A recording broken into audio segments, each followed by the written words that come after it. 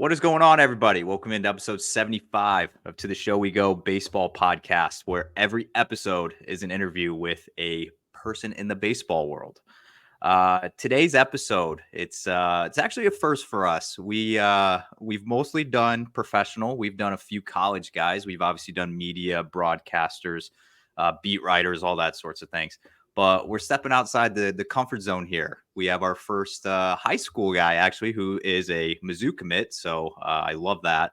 But we have Tytus Cissell on today from Francis Howell in St. Louis. Tytus, you're all wrapped up with your senior year. So I just wanted to ask, how did 2024 go for you? Yeah, it was a little bit crazy. Just from a lot of scouts coming out to my games and stuff. Definitely a different experience. But it was super fun getting to go out and play with a lot of my friends that I played up and grown up with. So just going out there and competing and having fun each day, and then seeing how far we can make it. We were fortunate enough to make it to the Final Four for the third year in a row this year. So yeah, it was a blast.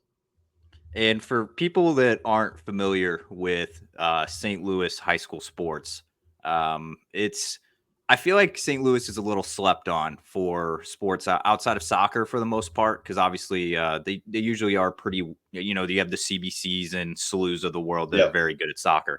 But I feel like for baseball, it's very slept on. I feel like when I'm covering around the minor leagues in today's world, you always hear about the Texas guys, and now I'm seeing a lot of New Jersey kids, and obviously the Georgia kids are all over the place. But St. Louis has been producing quite a few athletes lately. So I guess talk about what it's kind of like facing off against, the talent, and even you having a lot of talent on your team over the past couple of years. I know Brett Northleaf comes to Yep. mind. But what is that like facing off against some of the big star power now in the Illinois and Missouri side? Yeah, it's super cool. I feel like it's also a little slept on. I feel like there's quite a few big names that have came through St. Louis, but one of them, Nas, that you know, obviously. I grew up playing against him, so it was always super fun. But yeah, it's been super cool. It's always competitive here. Having some of those guys ahead of me, Brett Northleaf last year.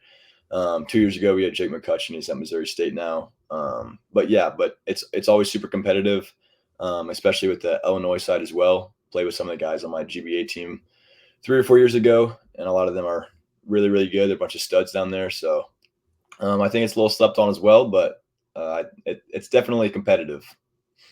Yeah, and you mentioned Nazan Zanatello just last year, obviously being a very high draft pick by the Red Sox, and I just think it's telling of how, also in the Red Sox system you have Tanner Houck, who is also Yep. a St. Louis athlete that is the ace this year for Boston's rotation. So I just feel like year after year, you're starting to see more and more guys coming from the area, which is awesome to see. But that leads me to my next question. You are actually repping the Missouri Tigers right now. You're a Missouri baseball commit. What was the process, the recruiting process like for you? Like, was it an easy decision to want to kind of like stay home, or I guess what enticed you to the Tigers? Yeah. So I actually originally committed there my sophomore year when Beezer was still their coach, and then after the coaching change this past summer, I actually opened it back up, and then through the entire summer I was getting recruited. It was pretty crazy summer with recruiting, and then ultimately it came down to TCU and Mizzou.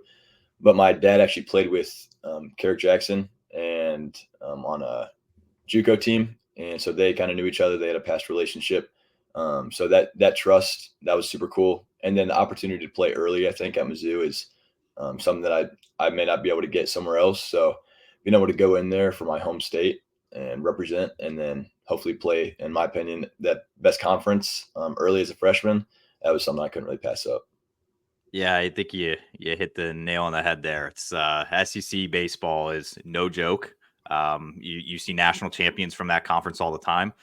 So I feel like being able to play right away against some of the best in the country, it's kind of an easy decision for you. But I've heard a lot of good things about Carrick Jackson, just from a couple of Mizzou guys that are in the pros right now and kind of in minor league ball, and they're all said the same thing. You're like, Carrick, I had Tanner Houck told me last year, he's like, Carrick Jackson was the reason why I went to Mizzou. Yep.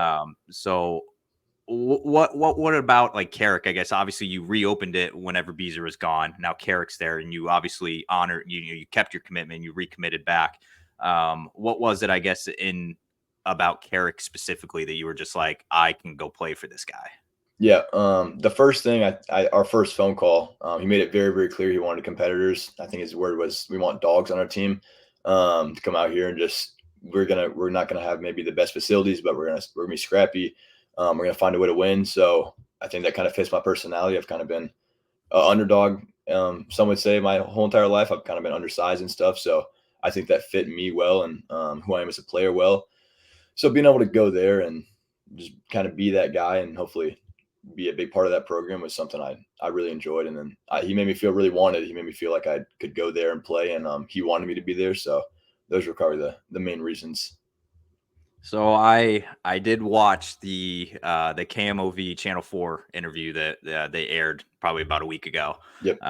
And you had just mentioned that you were a little undersized a little bit, and I heard, I don't know if it was if one of your coaches, not your dad, I don't think, somebody said in there, it's like, oh well, he was just this like small little like scrappy speedster guy whenever we first got him, and then he hit a growth spurt, and now he's what he is now. So Yeah. did hitting that growth spurt kind of give you a little bit of confidence? You're like, okay, like I'm finally here type thing. I'm not this undersized like little guy anymore.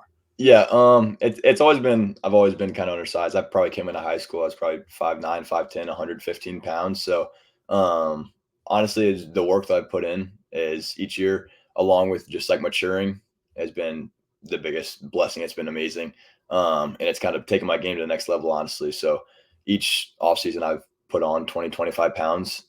So that's kind of been the difference maker, and why honestly, like professional scouts, they had no clue who I was probably 8 months ago, 9 months ago, and now this past season, it was pretty. There's a lot of people there, so I kind of credit that to my work ethic and just the work that I put in. Yeah, I have two other questions for you from that same interview because I had to kind of listen to it a couple times, and I'm just like, first of all, your schedule, your daily schedule. When I was 17, 18 years old. I don't know when you started doing this, but that's insane. Yeah, I just remember myself being 17, 18 years old, playing sports in high school, and just like, there's no shot I was waking up at 4:15 in the morning. yeah, That's a different kind of dedication to the grind. Why, like, I guess, when did that start, and kind of like, was it hard at first to kind of get used to it and be like, I got to be up at 4:15, I got a long day ahead of me, but now that you're pretty used to it by this time, but what was that like at the very beginning? yeah, definitely, definitely was difficult. And it's still difficult every single day. Waking up this morning was not fun. You have long nights, and then waking up and you got to do what you got to do to like make it, I guess. But so I was always really small. So starting probably when I was 14, 15 years old, my freshman year, 4:15 wake up, straight to an ice bath, and I'll do my sprint work and then breakfast and weights before school, and then hitting and fielding after. So that's kind of I always was I feel like I don't really care too much about rankings, but a little like underranked, and people like always kind of undervalued me and overlooked me. So I was like, okay, it's kind of watch this, and then behind the scenes, I kept working and working, and then I kind of made it to the top, higher up. So yeah, it's been not easy, but definitely helpful. I'm gonna be honest with you. I think the only times I've woken up at 4:15 in the past probably a few years is for either a flight or something like that. And I think most people are probably the same way. Yeah, It's a special type of person to be able to wake up that early and actually like start your day at yeah, 4:15. That was impressive. Also from that interview as well. I know they were kind of talking about. I think a quote from you in the interview was that power wasn't really part of your game until this past summer, where you kind of started to hit a few home runs and see the power. Um, what has that been like with the added element? Because I know for a lot of the guys in minor league ball, essentially, like, I'm around a lot of AAA guys, and, there's some guys that are not known for their power. And then they're But then there was a guy last year. His name was Christian Arroyo. He was down in AAA. He was trying to hit a home run every time he was rolling over on like every pitch. And he's just like, I got to stop doing that because I'm not. He was trying to hit a home run to get up to the major leagues. Is Yeah. what he was doing. He was like, I want to get up there, so I got to hit a home run every pitch.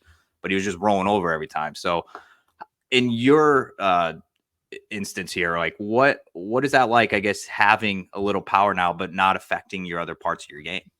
Yeah, I think it just is an added threat whenever I'm at the plate from both sides now, especially with just the added strength and size. It's helped a lot. So I'm a pretty I'm a speed guy. That's kind of what I've always been, and good contact hitter. So having those abilities and then adding some more power on top of it, just another threat. I can hit a home run one at bat and then lay down a bunt the next at bat and steal 2 bases. So it just adds to my game and adds to me as a player. So yeah. When was the were you ever a pitcher at all? Oh yeah, a little up until probably my sophomore year. Yeah, Okay. And what was the you always hear about these stories. Like I think ever since like Otani like debuted, like yeah, you always hear about these stories now of like, well, this guy was hitting like 88 in high school as a pitcher, but he was a hitter, so or vice versa, whatever it is. Like this guy was slugging the crap out of the ball, but he could throw 96, so he was a pitcher. What was the like when did you officially be like, okay, I need to focus on hitting and fielding and maybe put the pitching thing aside? Mostly whenever I started like really switch hitting, because I only really started switch hitting in game my freshman year. That was the first time I like consistently did it. And I didn't really have a lot of time to focus on both sides of the and developing a left-handed swings and both sides of the plate and working on pitching and my pitches and stuff. So I just cut that out. Okay. Yeah, it is interesting because you even see it up until even in college ball. Like I know there's so many names that were two-way guys in college and then they get drafted and it's like, well, we drafted you as a pitcher or as a position player and it's like you gotta kind of choose, but Yeah, you got it out of the way early and just like, you know what, like yeah, I'm focusing on the position player side of things. And all right. So I also saw in that this is the last thing I'll say from the KMOV. It was a good interview, but yeah. so shout out to Channel 4. It's always been the GOAT channel. Well, Channel 5, I guess, too. But um it's I also saw there you were actually kind of becoming known for your glove work in the field. Um how much pride do you take in the defensive side of the ball? Because obviously your offensive numbers speak for themselves. Like you can just look at a stat sheet and say, okay, this guy rakes. But defensive side of your game, like how do you like how would you describe your defensive side? I just like taking hits away from people. That's my favorite thing. I know as a hitter how annoying it is whenever you barrel a ball up the middle or in the hole or something. You're like, all right, I got to hit. So I take a lot of pride in my defensive work and making sure I get as many outs as I can for my pitchers. But yeah, I love it. I think I've always loved that, maybe even more than offense. Just stealing hits away from people, and that's what I love to do. So yeah.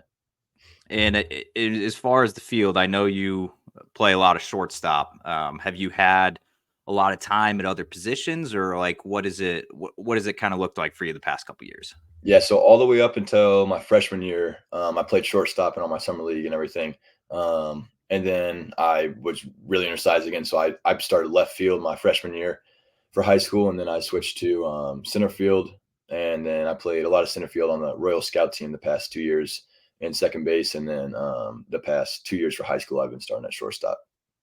Okay. Yeah, it's always so interesting, but we had mentioned a guy like Nazan Zanatello where, he gets drafted as a shortstop and then, comes spring training this year and we were seeing him in center field. Yep.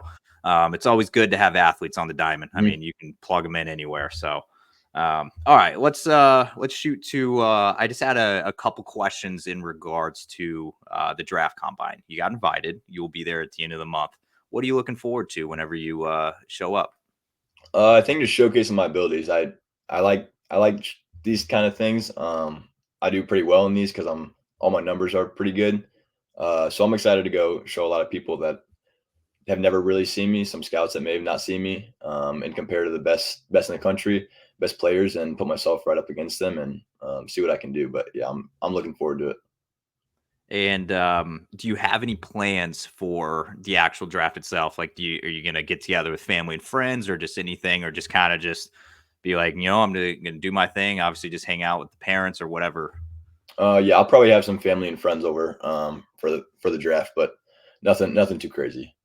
Okay. Yeah. I mean, I feel like it's always a mixed bag. It's always just like, yeah, like I was golfing with my dad and I got drafted or Yeah, whatever. I was doing this. And it's like, I kind of don't hate that. It's like you don't over yep. expectations aren't too high or anything like that. So, um, all right. So I like to do a thing towards the end of shows where, the reason why we started the show, I'll tell you this is because there's one thing to just look at a guy's like stat sheet and then be like base an opinion off of that. There's another thing to be like, I want to know this guy when he's not on the diamond. I want to know him like outside the lines kind of thing. Like what is going on, I guess, like everything other than baseball.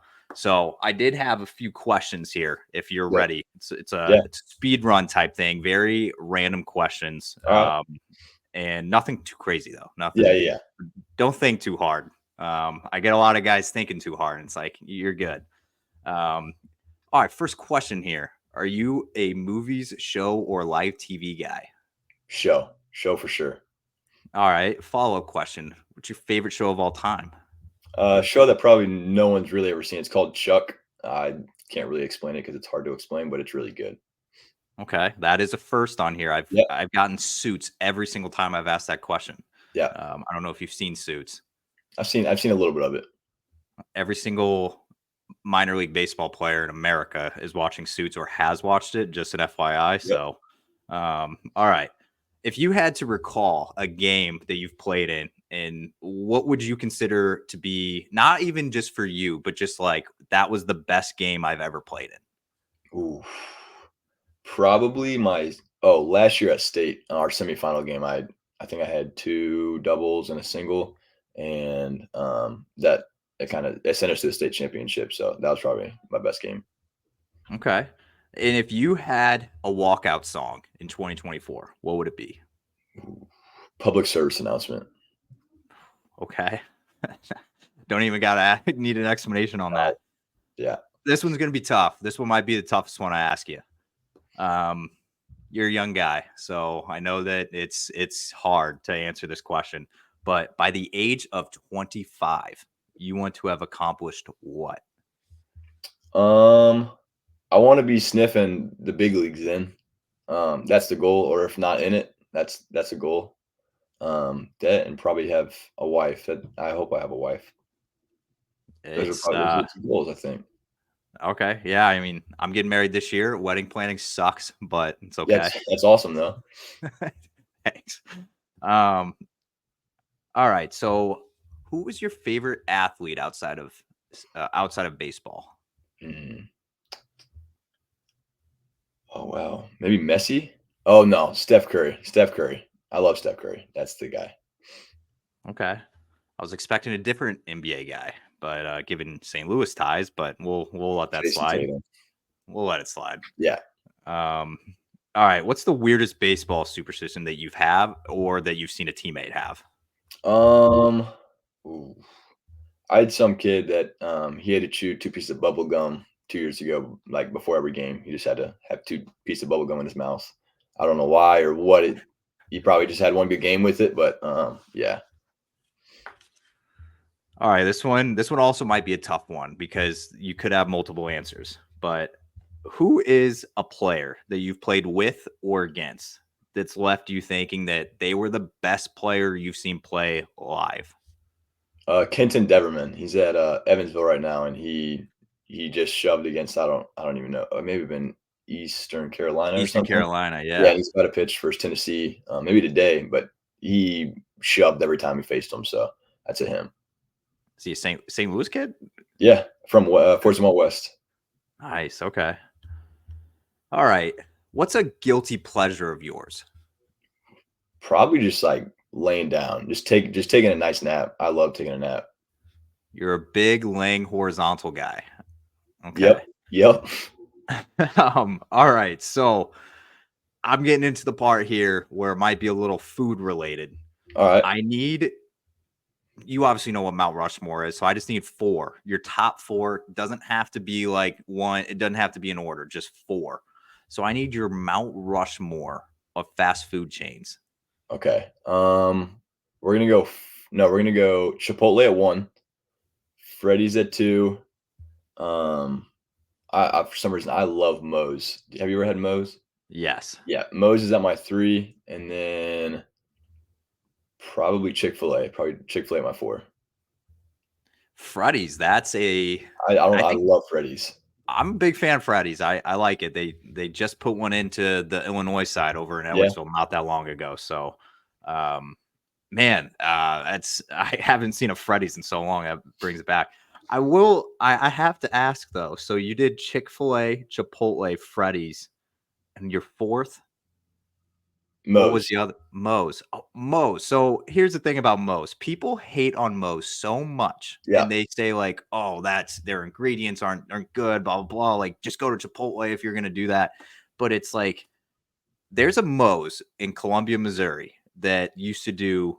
I think they do Moe's Monday still, which is like they're like $4 or $5 bowls. Don't quote me on that. It could be a little higher. Yeah. I haven't been there in a while, but it used to do Moe's Mondays. They would do $4 or $5 bowls every single Monday. You better believe I was in Yeah. there every Monday getting Yeah. that.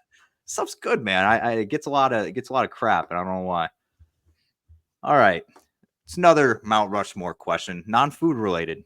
For a second here, I need your Mount Rushmore of St. Louis athletes. Okay.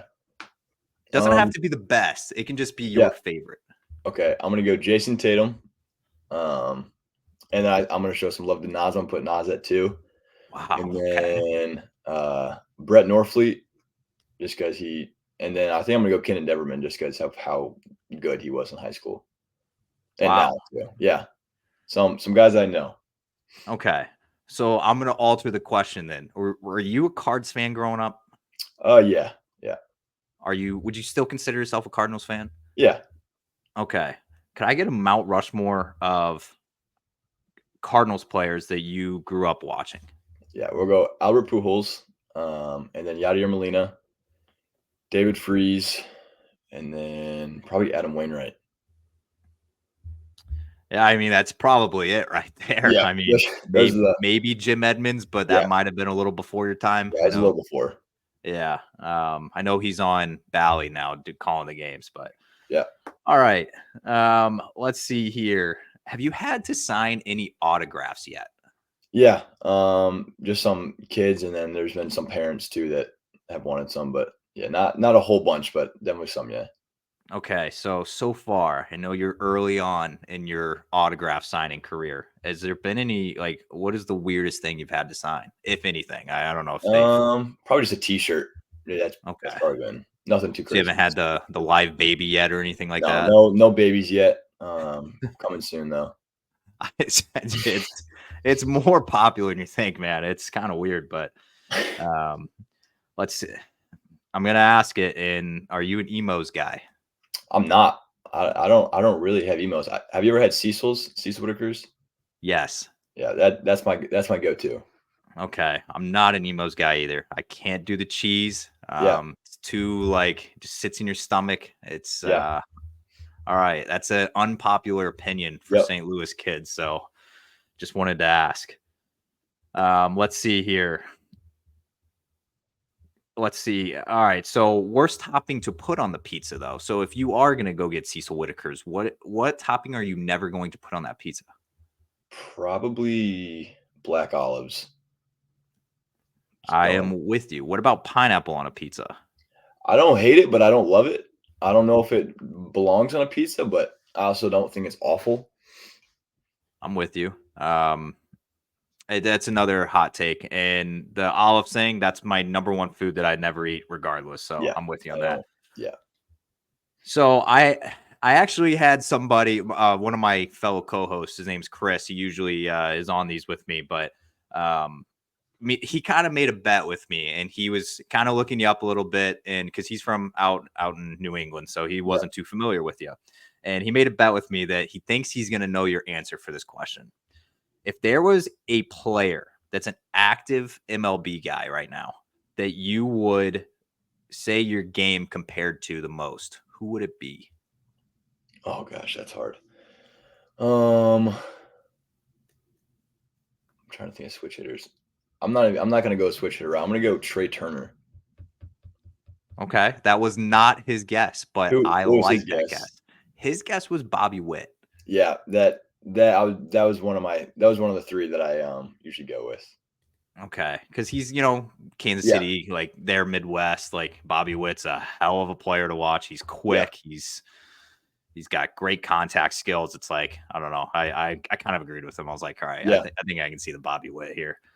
Um, Well, I think honestly, like I kind of wrapped up a lot of my off the wall questions. It wasn't too crazy. You yeah, obviously are still young in your career here, so some of the questions I usually try to ask guys are more of like that have been around for a few years, and it's usually like, what are you gonna by the age of 29 or something, like where are you gonna yeah. be? But all right, so to finish this off, so obviously we talked about it. You got the draft combine, you have the draft itself, and then who knows what the rest of the year has for you. What kind of things are you doing right now? So say like you just wrapped up your high school career, that you got the draft combine at the end of the year. What is Tytus Cissell doing right now? Trying to put weight on, get stronger still. Hopefully still being able to make a jump, even it's like 3 weeks from my high school season to the draft or the draft combine. But I've put on like 8 pounds in the past like week and a half. So trying to get stronger and faster still, and hopefully showing something different even at the draft combine, even though it's not been that long. But right now it's pretty much just workouts in the morning, and then hitting and throwing and feeling just sometime throughout the day. All right, Titus. Well, like I said, I appreciate the time coming on today. Obviously, you got a crazy schedule. You probably woke up at 3:15 this morning to get everything in, but I appreciate the time, and we're definitely looking forward to seeing what comes in the next towards the end of the month at the draft, and how you perform at the combine and everything. But thank you so much for hopping on. Yeah, thank you for having me.